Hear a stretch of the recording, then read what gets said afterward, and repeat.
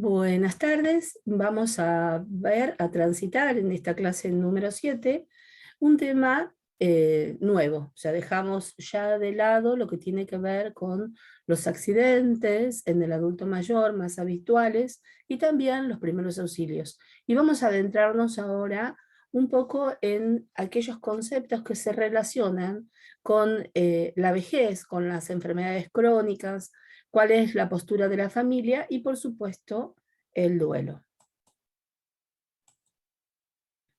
Como nosotros sabemos, la familia es la fuente primaria de apoyo emocional y económica, especialmente en la edad avanzada. Y sabemos que la familia está constituida por varias personas y esto también da la idea de multigeneracionalidad. Es decir, conviven en esta familia o comparten en esta familia una serie de valores, de historias, de costumbres que es compartida por personas de distintas generaciones. Esa es la característica, ¿no?, principal de la familia. Decimos entonces que las familias involucran al menos o como mínimo 3 generaciones distintas. Y entonces cabe al mismo tiempo considerar de qué se habla cuando hablamos de generaciones, ¿no?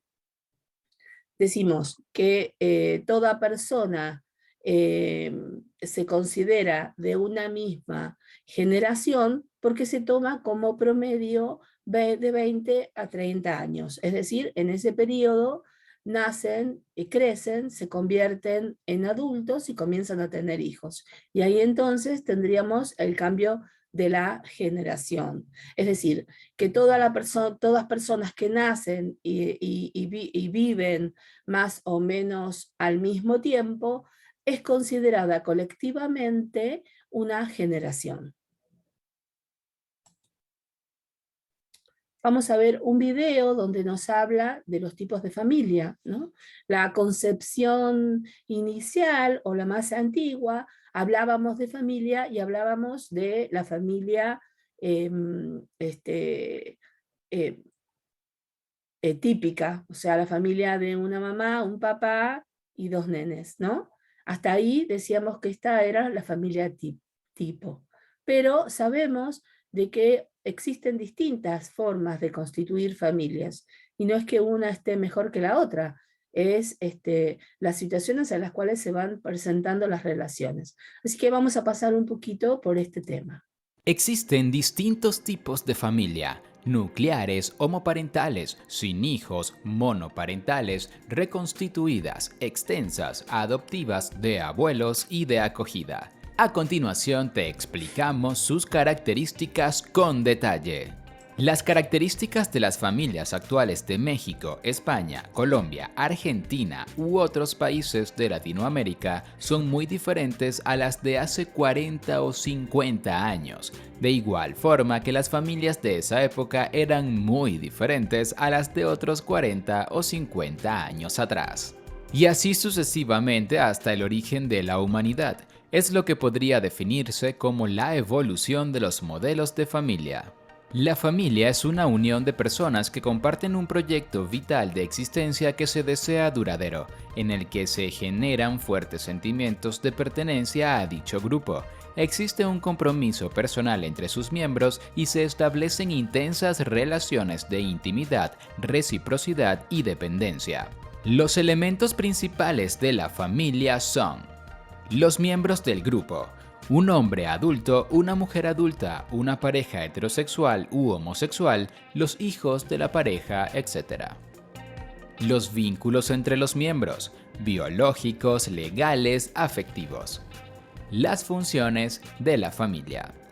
¿Cuáles son las funciones de la familia?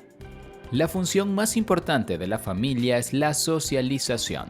La socialización es el proceso por el que se adquieren las creencias, valores y conductas que una sociedad considera significativas. Es el medio con el que se regula la conducta de los niños y se controlan sus impulsos, ayuda al crecimiento personal del individuo y perpetúa el orden social. Así, el entorno familiar es el primero al que los más pequeños pueden acceder para relacionarse y aprender estas cosas, por lo que es importante que la familia sea capaz de cubrir esta necesidad básica para el buen desarrollo de sus miembros. Además de la socialización, las familias ayudan en la educación y desarrollo emocional de las personas, incluyendo el desarrollo de la autoestima, autoconfianza y desarrollo de habilidades sociales. ¿Cuáles son los diferentes tipos de familia que existen? En la actualidad se pueden encontrar bastante diversidad en cuanto a los modelos familiares. Los diferentes tipos de familia se pueden clasificar de la siguiente forma. Familias nucleares. Las familias nucleares están compuestas por una pareja de adultos que se hacen cargo de uno o más hijos biológicos. Es por tanto la familia clásica. Sus funciones principales son la crianza de los niños y conseguir el bienestar socioafectivo de sus miembros. De hecho, existen investigaciones que afirman que los hombres casados son más felices que los solteros. Sin embargo, no está claro si esto es una correlación o una causa. Es decir, podría ser que los hombres que son más felices se casan precisamente porque eso les ayuda a encontrar pareja. La familia nuclear es el concepto tradicional de familia. Cuando se habla de familia, en el lenguaje popular, las personas hacen referencia a este tipo, aunque cada vez más se va extendiendo más el término. Familias reconstituidas, ensambladas o compuestas. Esta modalidad de familia tal vez sea la que más abunda en la actualidad debido al gran número de divorcios que se producen. Son formadas, por ejemplo, por los hijos biológicos del padre y los hijos biológicos de la madre. Son por tanto hermanastros que forman una familia por haberse unido sus padres tras separarse de sus parejas anteriores. Familias de 3 generaciones o extensas. Son las formadas por miembros pertenecientes a distintas generaciones que conviven juntos. Por ejemplo, una familia formada por una pareja, padre y madre, sus hijos y el abuelo.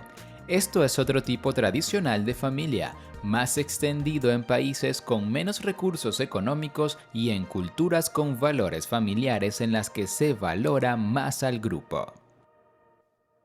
Familias adoptivas.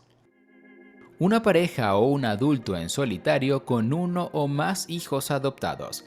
Estas familias son más comunes en los países desarrollados, cuyas familias tienen más recursos económicos para adoptar niños de su propio país o de otros. Por ejemplo, en España existen familias nucleares, monoparentales y parejas homosexuales que adoptan niños de Rusia, Asia, Ucrania y países de África. Familias de acogida. Una pareja o un adulto en solitario decide acoger en su casa a uno o más niños hasta que encuentren un hogar permanente. Este tipo de familias también es más frecuente en países desarrollados. Por otra parte, son más frecuentes tras épocas de guerra, cuando los padres han muerto o no han podido huir de sus países. Familias sin hijos. Son las formadas por 2 adultos, heterosexuales u homosexuales, que no tienen hijos, ya sea porque lo han decidido o porque no han podido. Debido a la actual situación social y económica social, en la que los jóvenes tienen más dificultad de acceder a la vivienda con sueldos generalmente más bajos, tener hijos se ha vuelto algo no prioritario y que se pospone hasta los 30 o incluso 40 años. Relacionado con este tipo de familia está la crisis de natalidad que tienen países como Japón o España. Específicamente en Japón, las mujeres han comenzado a valorar más el área profesional de sus vidas, dejando en un segundo lugar la posibilidad de tener pareja e hijos. Familia de abuelos. Esta clase de familia se da cuando los abuelos cuidan a sus nietos, debido a que los padres los han abandonado, han muerto o tienen problemas de adicciones o legales. Dependiendo de la situación particular de los abuelos, los hijos pueden quedarse con ellos hasta que sean mayores de edad y puedan decidir o entrar en programas de adopción. Familias homoparentales. Son familias formadas por dos padres o madres homosexuales y uno o más hijos. Hasta hace poco, cuando se hablaba de parejas de adultos, sobre todo en estos temas, se asumía que se trataban solamente de parejas heterosexuales. El rechazo existente hacia esta modalidad familiar, predominante en ciertos sectores sociales, parte de las creencias que aún se tienen sobre las personas homosexuales y de las creencias arraigadas sobre los roles de géneros en la maternidad y paternidad. Estos prejuicios aún perduran a pesar de las numerosas investigaciones y estudios realizados por importantes instituciones como la American Psychological Association, APA, o la American Academy of Pediatrics, AAP. Estos demuestran que los hijos con padres del mismo sexo llevan una vida de lo más normalizada y que esto no influye de forma negativa en su desarrollo. Es más, incluso hay datos que defienden todo lo contrario. Los hijos de parejas homosexuales cuentan con una mejor salud mental, más autoestima y roles de género más flexibles. Esto se debe a que suele ser una maternidad y paternidad muy reflexionada, los que les lleva a investigar sobre el desarrollo infantil, propiciando estilos educativos adecuados y un ambiente familiar en el que los hijos se sienten queridos y protegidos, a la vez que se alientan la autonomía e independencia. Familias monoparentales. La familia monoparental es la que está formada por un solo padre, ya sea hombre o mujer. Esta modalidad de familia tampoco se libra de la crítica y la especulación, tanto en el caso de las mujeres solas como de los hombres, aunque estos últimos continúan estando en minoría. Hace algunos años, cuando se hablaba de familias monoparentales, el perfil más común era el de la madre divorciada que se tenía que hacer cargo de los niños en solitario porque el padre se había desentendido. También se daba el caso de adolescentes embarazadas donde el padre biológico se había desentendido. Hoy en día ese perfil ha cambiado un poco. Si bien es cierto que siguen abundando las madres divorciadas, en los últimos años se ha producido un aumento considerable de mujeres que han decidido ser madres en solitario a través de métodos de reproducción asistida. Igualmente, son cada vez más los padres que tras el divorcio deciden quedarse con la custodia de sus hijos, reivindicando así su derecho a ejercer la paternidad en igualdad de condiciones que las mujeres. En el caso de las mujeres que deciden ser madres en solitario o terminan siéndolo porque no les queda más remedio, no se cuestionan tanto su capacidad como madre como el efecto que tendrán en los más pequeños la ausencia de una figura paterna. Sin embargo, cuando se habla de padres solos, las dudas sobre el adecuado desarrollo de los menores se disparan, basándose sobre todo en argumentos que cuestionan la capacidad y habilidad de los hombres para ser padres. Bien, bueno, como ven, cuando hablamos a la hora de pensar en tipos de familia, vemos que ha evolucionado muchísimo, ¿no? Tenemos distintas características de familias. Por supuesto, la familia nuclear o la familia tipo está constituida por un hombre, una mujer y uno o más hijos. La familia extendida, que como bien aclara, porque esto es un observatorio sobre familias a nivel latinoamericano, y las familias extendidas, que son estas familias en donde se comparten espacios y roles con otros miembros de la familia, o sea, no solo madre, padre y niños, sino que intervienen abuelos o tíos, ¿no? Que comparten el mismo hogar, la misma casa y las tareas y las actividades. Las familias ensambladas, o reconstituidas, que surgen cuando uno se divorcia y constituye una nueva familia y ambas personas o ambos adultos tienen hijos con otras parejas. Eh, las familias homoparental, es decir, que están constituidas por dos personas del mismo género, las familias monoparentales, que están constituidas por un solo adulto, y los niños, ¿sí? En general, estos son los tipos más importantes de familia. La evolución de la familia ha sido, como bien dice el video, en estos últimos años realmente muy, pero muy importante. Pero hay que tener en cuenta que como se trata de relaciones entre las personas, entre los seres humanos, así de complejas son, dinámicas también, como somos complejos y dinámicos nosotros. Ahora bien, este gráfico lo puse, o sea, esta pantalla la puse como para hacer este repaso que estaba haciendo en el video, y fíjense en que incluye también la familia unipersonal. Es una persona sola, ¿no? Soltero, pero también constituye una familia. Bien, la familia tiene distintas funciones, ¿no? Dentro de estas funciones es el espacio donde los niños, los pequeños, se forman, es donde van a aprender a sociabilizar, donde van a comprender y aprender cuáles son los límites, qué está bien y qué está mal, ¿no? Donde hay un desarrollo afectivo, que eso es sanísimo que así sea, ¿no? Donde existe un desarrollo afectivo porque cada uno de los miembros tiene lazos afectivos entre sí, donde sucede, se cuidan mutuamente y ahí entra entonces la función del adulto mayor, donde se sociabiliza, ¿no? En los chicos el inicio de la escolaridad como espacio donde comienza a relacionarse con otros que no son miembros de las familias y donde se brinda seguridad, protección y obviamente se genera una economía que permite ciertos estándares de vida.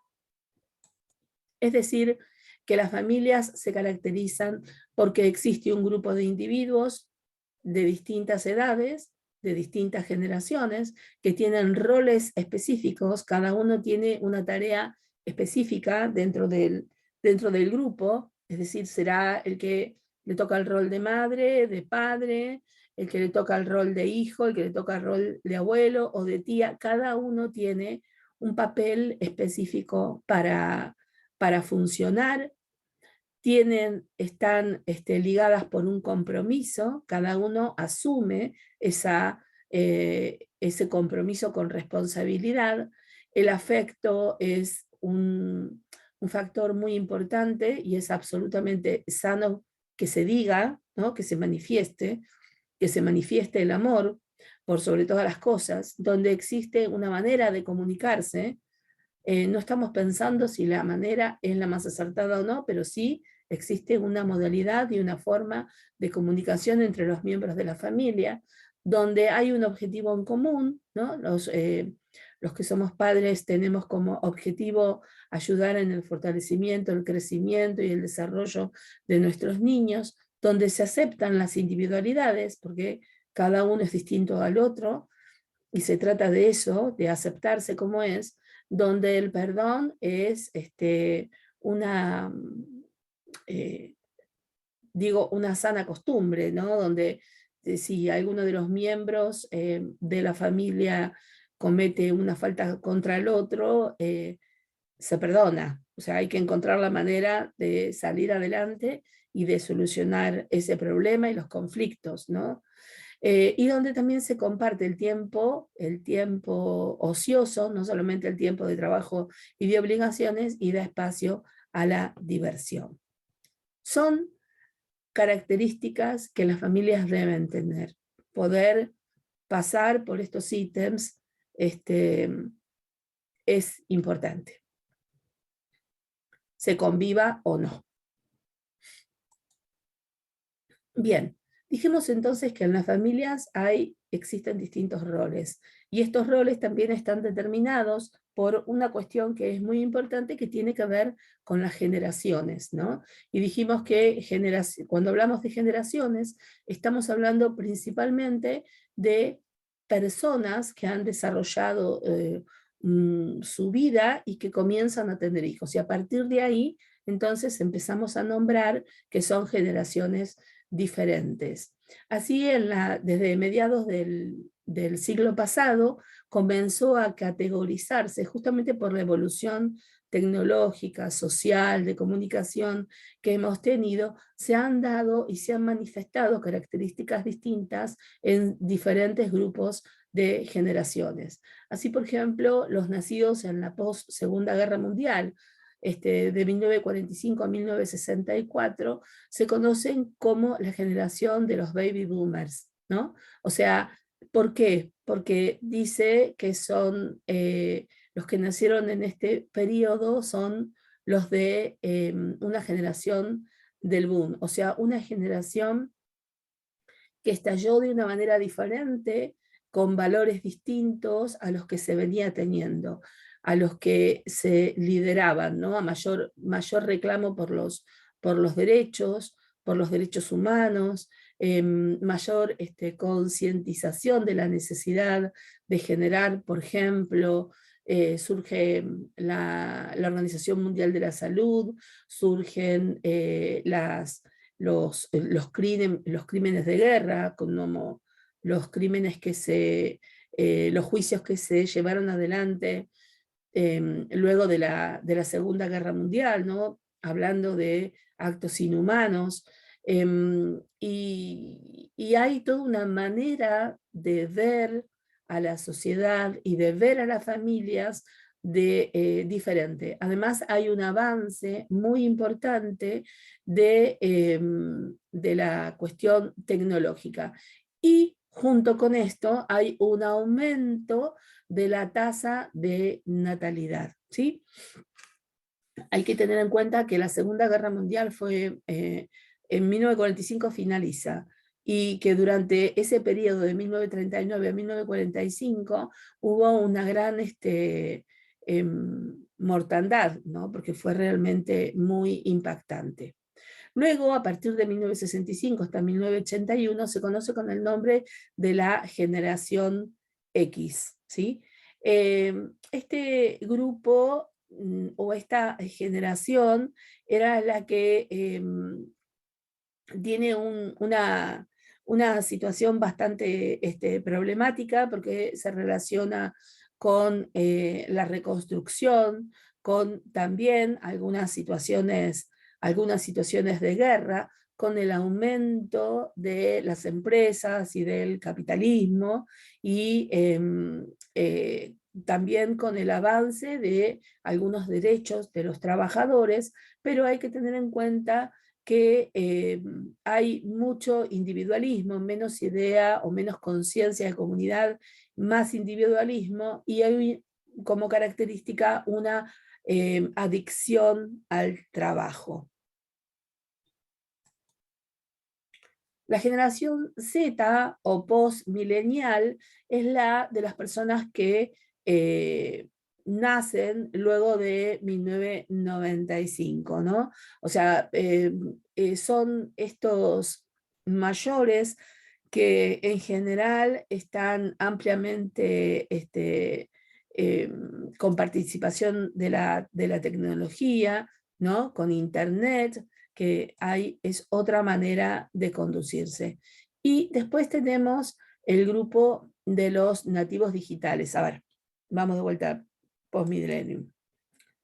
La generación Z es la que comienza a tratar con la tecnología, ¿no? Comienza a tratar con la tecnología, comienza a tratar con la computadora, aunque la mayoría ya eran bastante grandes cuando acceden a los avances tecnológicos. Pero los nativos digitales son los que nacen y ya existía esta tecnología, ya estaba Internet, ya estaban las tablets, las computadoras, los teléfonos celulares. Existe toda una manera de vivir distinta en un mundo digital. Bien, vivir la vejez. Más allá de lo que vamos a tratar ahora de una enfermedad crónica, tengamos en cuenta que frente a estas características tan diversas, estas brechas generacionales que existen entre los miembros de una familia, existen también diversidad de valores y diversidad de compromisos frente a las responsabilidades. Por lo tanto, hay algo que le ocurre a la familia y es que los miembros más antiguos de esta envejecen. Y en este envejecimiento aparecen las enfermedades crónicas, algunas con la posibilidad de generar o de acelerar el proceso de deterioro y muerte, y otras eh, sí menos drásticas, pero sí que llevan al cambio de hábitos de vida eh, y a tener que tratar de sobrellevar situaciones en las que realmente hay que asistir a este adulto mayor. Pero el adulto mayor durante la vejez, con una enfermedad crónica, tiene expectativas diferentes al adulto joven, porque sabemos que las enfermedades crónicas en el adulto mayor más cuando se detectan en la vejez, no me están permitiendo eh, mucho más que por lo menos tratar de frenarla y detener un poco el avance de la enfermedad. Pero seguramente se va a ir complicando con otras situaciones que van a estar muy ligadas al deterioro normal del envejecimiento. En general, existen ciertas características eh, eh, en la personalidad del adulto mayor con una enfermedad crónica. En general, cambia el carácter, vive las emociones de manera más intensa, reflexiona sobre su fin, porque más si es una enfermedad que causa dolor, y puede llegar a acentuar la espiritualidad, es decir, si antes no era tan asiduo a las creencias sobre la iglesia, ahora tiene una mayor eh, adherencia y necesidad por ejemplo, de confesarse, por ejemplo, de ir a la iglesia, ¿no? Por ejemplo, de hacer algún tipo de actividad con miembros de la misma religión. La verdad es que cuando un adulto mayor tiene una enfermedad crónica, esto afecta a todos los miembros de la familia, convulsiona todos eh, las actividades, la forma de vivir que tiene esta familia, ¿no? Y genera también una situación de incertidumbre, tanto para el adulto mayor como para el resto de la familia, sobre cómo sigue esto, cómo continúa y cómo será el día a día. Existe una serie de retos para la familia frente a una enfermedad crónica. Y esto digo, más allá de que se trate de un adulto mayor o de un adulto o de un niño, ¿no? Las familias deben poder sobrellevar esta situación, sea el miembro o el rol que ocupe, no importa, pero una de las maneras para poder hacerle frente, afrontar la enfermedad crónica de uno de sus miembros es principalmente informarse sobre de qué se trata esta enfermedad, cuáles son las perspectivas y cuáles son las mejores maneras de sobrellevarla. Adaptar el modo de vida, el modo de vida eh, y adaptar las actividades que se deben llevar adelante a esta nueva situación. Afrontar el cambio en las relaciones sociales, mantener la sensación de normalidad y control, permitirle al adulto mayor que tenga un margen de autonomía, reponerse, ¿no? Tener fuerza para reponerse de las pérdidas que acarrea la enfermedad. Con esto digo que la familia debe poder contener las pérdidas que este adulto mayor va a ir sufriendo en pos del avance de esta enfermedad crónica. encarar las emociones conflictivas y conservar por sobre todas las cosas una actitud positiva, ¿no? Estas son recomendaciones para las familias que tienen una persona que atraviesa una enfermedad crónica. Es decir, que no se va a curar, que la va a tener de ahora en adelante siempre. Y que a lo sumo se podrá detener. Vamos a hablar entonces del duelo. ¿Por qué? Bueno, porque en realidad si hay un periodo que se caracteriza por el pasaje de duelos, es el del adulto mayor, ¿no? Es el duelo por el cuerpo joven perdido, ¿no? Y esta realidad que me demuestra el espejo, ¿no? Es el duelo por el tiempo perdido, es el duelo por las capacidades que se pudieron haber deteriorado, por las amistades, ¿no? Digo, las amistades envejecen al mismo tiempo que yo y por lo tanto es muy probable que se sufra pérdidas relacionadas o con enfermedades o con la muerte. Más allá de las pérdidas o los duelos que se puedan dar en las relaciones, ¿no? Que eso lo sufrimos a lo largo de toda nuestra vida. Pero sí, estas son situaciones que se viven en el día a día en el adulto mayor. Por eso es tan importante la contención familiar y que el adulto mayor tenga una estructura de fortaleza en su pensamiento, ¿no? De autorrealización. Es importante considerar al menos estos tres aspectos cuando pensamos en el duelo, ¿no? Es importante reconocer que los sentimientos que están involucrados en este duelo, en esta pérdida, porque se trata de eso, en esta pérdida son sentimientos realmente complicados, generalmente confusos, intensos y muy variables, ¿no? De esto quiere decir heterogéneos. O sea, es muy variable. De repente hay tristeza, hay enojo o hay bronca, hay negación, o sea, va a haber una serie de sentimientos que se van a entremezclar como consecuencia de transcurrir este duelo.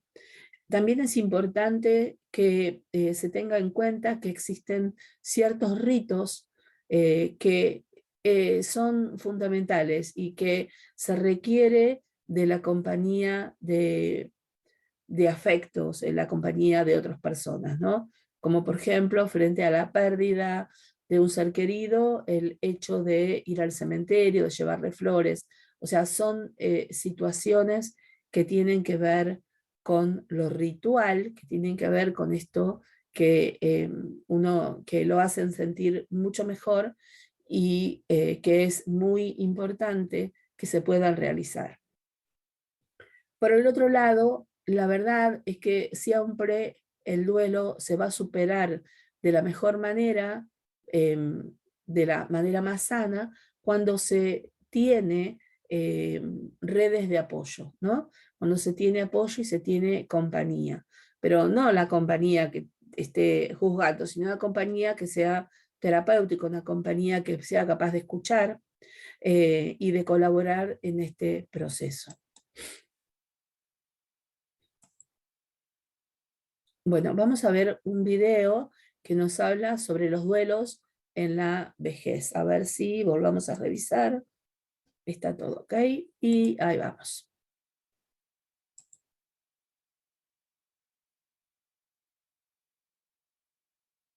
Ya hemos mencionado en otra ocasión que la vejez no es un duelo. Pero ciertamente hay duelos en la vejez. No es lo mismo. La vejez no es un duelo, es una etapa maravillosa de la vida. Es una etapa de plenitud, de posibilidades. Una etapa cualitativa de ser y estar en la vida. Ahora bien, va a haber contratiempos, va a haber dolores, va a haber sufrimientos, va a haber crisis, va a haber pérdidas, ¿sí? Como en otras etapas de la vida. Y seguramente en esta, a lo mejor con más intensidad.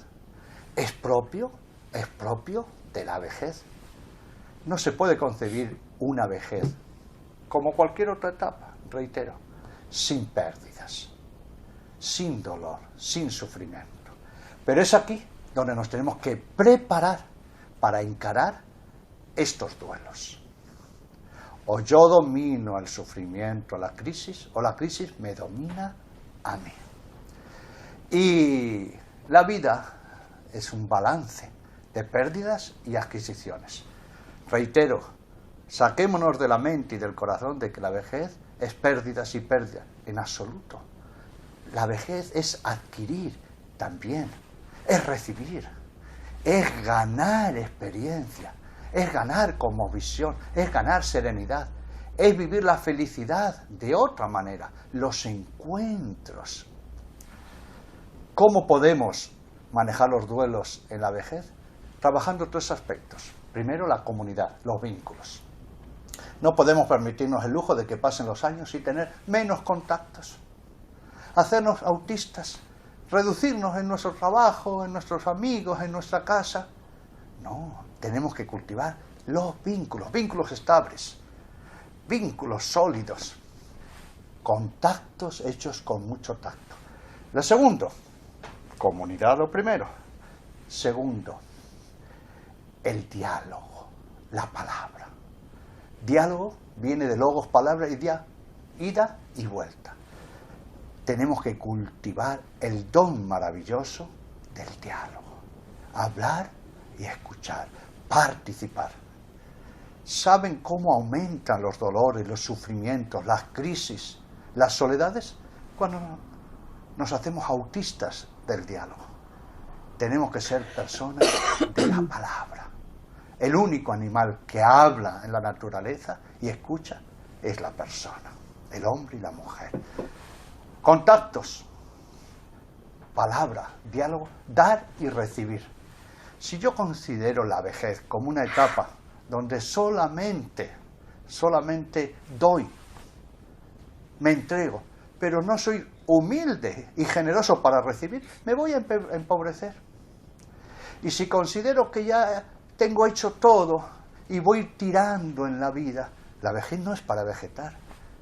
Las grandes maravillas, los grandes logros, las grandes personalidades se han hecho en la vejez. Y además, la vejez no nos lleva a un final, a un túnel negro. Nos lleva a una visión trascendente. Nos lleva a decirnos que hemos sido creados para la vida, para la eternidad.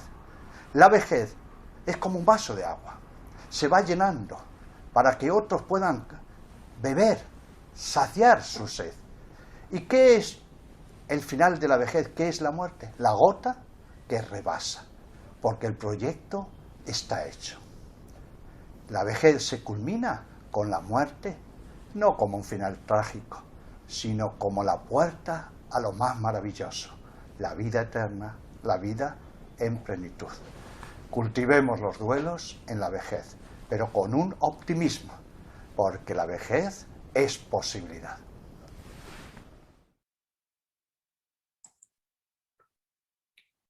Bien. Ya hemos mencionado. Ay, quiero salir de acá. A ver, ahí vamos. El duelo entonces es un proceso necesario para sanar. Se relaciona, por supuesto, con pérdidas, ¿no? Estas pérdidas son diversas, están relacionadas con diferentes factores. Y miren, si hay algo que es muy claro que acaba de explicar el padre recién en su video, es que tiene mucho que ver con las características de cada persona, ¿no? O sea, cuando una persona se siente que ha realizado, ha hecho lo que debía en la vida e intenta seguir apostando y dejando algo para los demás, se preocupa por las generaciones que vienen y continúa en este proceso de crecimiento y relacional, seguramente son personas que pueden sobrellevar de mejor manera los duelos. El problema creo que uno de los problemas más importantes es que se debe considerar que el duelo en la vejez no es el duelo por el duelo mismo, sino porque también moviliza una serie de pérdidas que se han tenido a lo largo de la vida. Esa es la marcada diferencia. Es el hecho de ya saber, porque hemos pasado por otros duelos en otras etapas de la vida, pero esto de ya saber también y de tener la experiencia también nos moviliza en el interior cuando nos toca atravesar una situación de duelo en la vejez, esos recuerdos de esos otros momentos dolorosos y de esas otras pérdidas que hemos tenido que superar.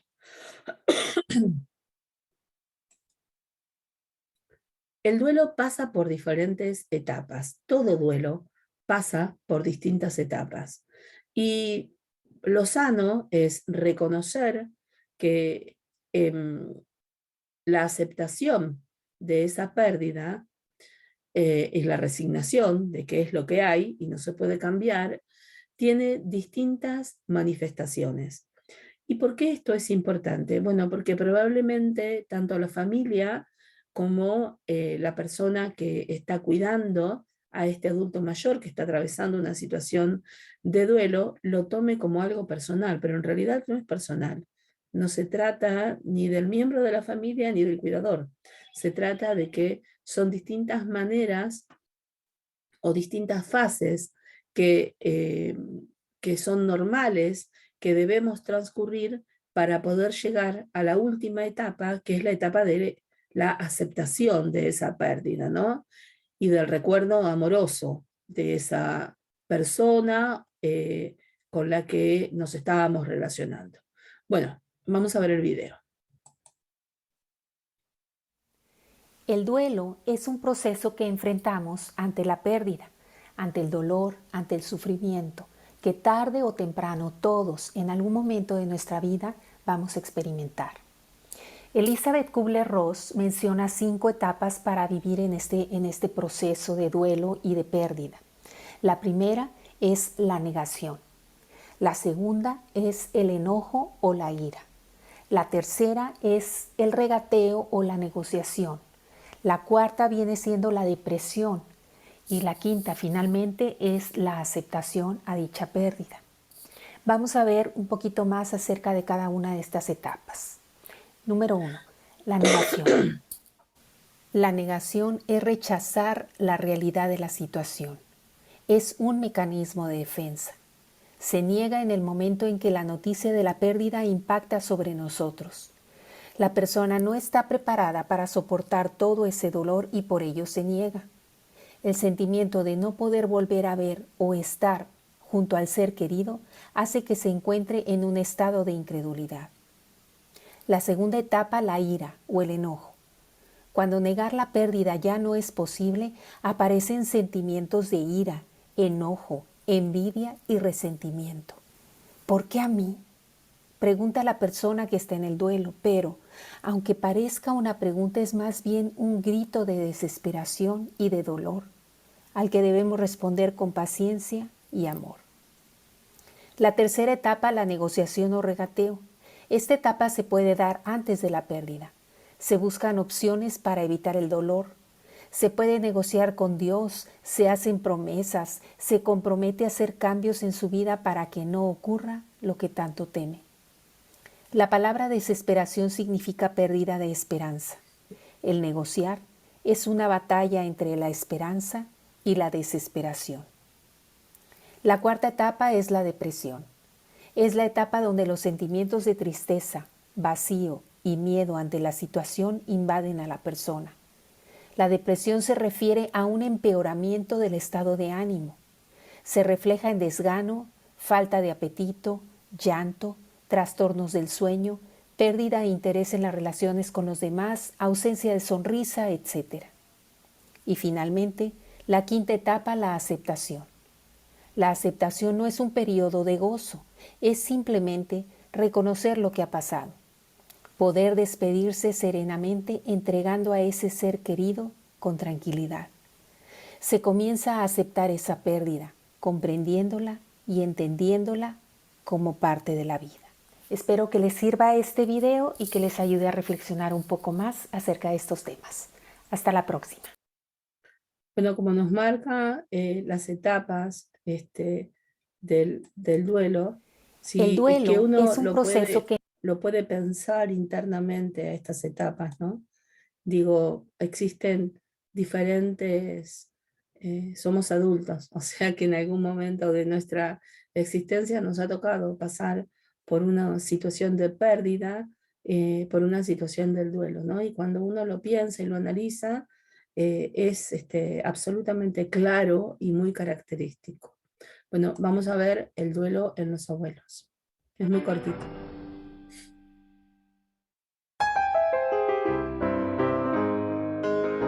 Hola, la muerte de un ser querido es una pérdida para la que nunca se está preparado, pero cuando se trata de la pareja y sucede a una edad avanzada, ni siquiera el tiempo logra sanar ese vacío. La vida de una persona está basada en las rutinas y cuando sucede una pérdida tan significativa termina afectándolo todo. Por eso la soledad se convierte en la peor compañía de los abuelos. Margarita Martelo, psicóloga especializada en duelo, recomienda acompañarlos durante todo el proceso. Para empezar, no hay que dejarse engañar por esa aparente fortaleza, que lo único que busca es evitar convertirse en una carga. También es aconsejable que durante unos días se muden ojalá a la casa de uno de sus hijos, pues seguir en esa vivienda tan cargada de recuerdos, lo único que hace es hacer más lento el proceso de volver a adquirir una rutina nueva. La mejor terapia, concluye la experta, son los nietos, pues la inocencia de los niños es lo que les recuerda que la vida continúa y que su experiencia es fundamental en el proceso de crianza. Los abuelos son los pilares de la familia y a falta de uno, el otro debe ser todavía más fuerte para mantenerla unida.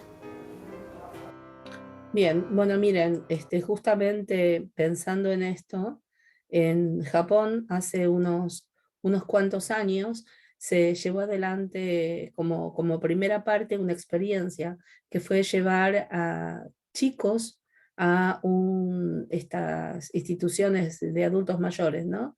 A un geriátrico. Y el impacto fue increíble porque, digo, porque para los adultos mayores fue un aire fresco y para los niños también una posibilidad de relacionarse con un adulto desde otro lugar, con otras expectativas.